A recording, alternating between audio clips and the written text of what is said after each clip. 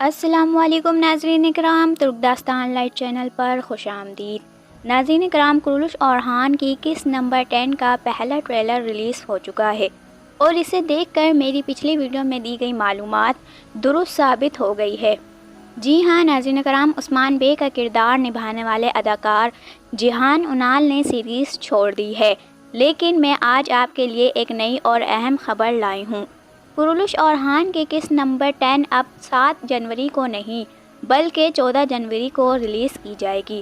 اس کی وجہ یہ ہے کہ 7 جنوری کو ایک بڑا فٹ بال میچ ہونے والا ہے، جس سے ڈرامے کی ریٹنگ مزید کم ہونے کا اندیشہ تھا، لہٰذا بزداق پروڈکشن کی طرف سے فیصلہ کیا گیا ہے کہ نئی ایپیسوڈ ایک ہفتے بعد نشر کی جائے گی۔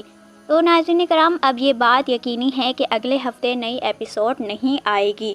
ساتھ ہی یہ خبریں بھی سامنے آ رہی ہیں کہ محمد بزداق نے سیریز کی ٹیم سے کئی لوگوں کو نکال دیا ہے۔ آج کی ویڈیو میں ہم اسی پر تفصیل سے بات کریں گے کہ کن افراد کو برطرف کیا گیا اور کیوں۔ ناظرین کرام، پچھلے کچھ دنوں سے مسلسل یہ خبریں گردش کر رہی ہیں کہ کرولش اورحان کی ٹیم سے لوگ نکالے جا رہے ہیں۔ سب سے پہلے اطلاع ملی کہ اسسٹنٹ ڈائریکٹر کو برطرف کیا گیا ہے۔ نکالے جانے کے بعد اس نے الوداعی پیغام میں کہا کہ وہ جلد ہی کسی نئے اور بہتر پروجیکٹ میں نظر آئے گا۔ اس کے بعد پتہ چلا کہ ٹیم کے مزید 6 ارکان کو بھی فارغ کر دیا گیا ہے، جن میں director of photography, assistant director, camera operator, cinematographer اور پہلا اسسٹنٹ کیمرامین شامل ہیں۔ یہ تمام لوگ درلش ارطغرل اور کرولش عثمان کے زمانے سے کام کر رہے تھے۔ یہ وہ لوگ تھے جو سیریز کی کامیابی یا ناکامی میں براہ راست کردار ادا کر رہے تھے۔ ناظرین کرام، ان سے وہی پرانی غلطیاں سرزد ہو رہی تھیں جو پچھلے کئی سالوں سے دہرائی جا رہی ہیں، اور ان کا اثر ڈرامے کی ریٹنگ پر واضح طور پر پڑ رہا تھا۔ مثلاً کرولش اورحان کی نویں ایپیسوڈ میں فلاویوس اور علاؤالدین کے درمیان ایک سین میں جو AI گرافکس دکھائے گئے وہ ایسے لگ رہے تھے جیسے کسی بچے نے بنائے ہو۔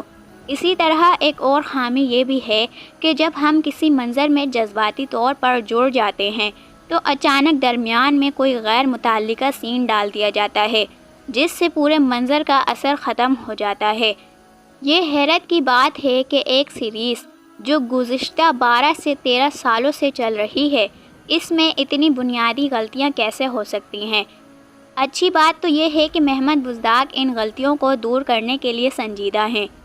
ناظرین کرام، لیکن انہیں یہ بھی سوچنا چاہیے کہ سیریز کے زوال کی سب سے بڑی وجہ اسکرپٹ رائٹرز ہیں۔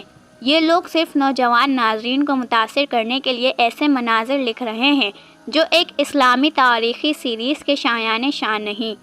اسی وجہ سے اب اس ڈرامے کے زیادہ تر پرستار نوجوان لڑکے اور لڑکیاں ہیں، جو اکثر یہ پوسٹ کرتے ہیں کہ اگر فلاویوس مر گیا تو کیا ہوگا۔ یعنی اب سیریز کی سمت وہ لوگ طے کر رہے ہیں جنہیں کہانی کے تاریخی یا فکری پہلو سے زیادہ رومانوی مناظر میں دلچسپی ہے۔ ناظرین کرام، ایک ترک تجزیہ کار محمد انابالی نے اپنی تازہ ویڈیو میں کہا ہے کہ سیریز کے کچھ ملازمین جان بوجھ کر ایسی غلطیاں کر رہے ہیں جس سے اس پروجیکٹ کی شہرت کو نقصان پہنچے۔ بزداق اور ان کی ٹیم کو یہ بات سنجیدگی سے لینی چاہیے۔ ناظرین کرام، سوچنے کی بات یہ ہے کہ ایک ایسی سیریز جس پر لاکھوں خرچ ہو رہے ہیں، اسے چند ٹک ٹاک ویڈیوز بنانے والے مداح کنٹرول کر رہے ہیں، جو اس کی رومانوی سینز کے کلپس سوشل میڈیا پر اپلوڈ کرتے ہیں۔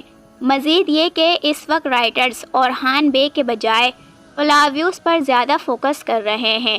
نئے ناظرین کے لیے تو ایسا لگتا ہے جیسے وہی ہیرو ہوں۔ کس نمبر 9 میں اورحان بے اور اسپورچا کے مناظر تقریباً 1 گھنٹے کے تھے، جبکہ فلاویوس اور فاطمہ کے مناظر ملا کر صرف 30 منٹ بنتے ہیں۔ لیکن ان مناظر کو اس طرح لکھا گیا کہ فلاویوس اصل ہیرو سے زیادہ نمایاں ہو گیا۔ مسئلہ وقت کی تقسیم کا نہیں بلکہ کرداروں میں ترقی کی کمی کا ہے۔ اورحان بے کی فتوحات پر کوئی توجہ نہیں دی جا رہی، جبکہ اضافی وقت غیر ضروری رومانس میں پر کیا جا رہا ہے۔